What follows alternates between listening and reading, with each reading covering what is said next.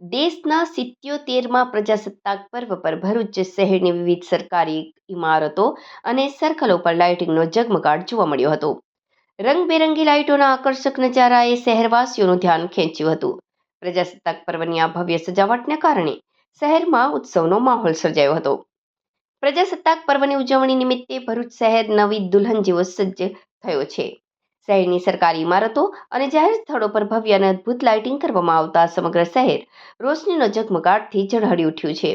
શહેરના સોનેરી મહેલ circle, 5 બત્તી circle, નગરપાલિકા ભવન, કલેક્ટર કચેરી, રેલવે સ્ટેશન તેમજ કોર્ટ જેવી મહત્વની સરકારી ઇમારતો પર વિશેષ લાઇટિંગ કરવામાં આવી હતી.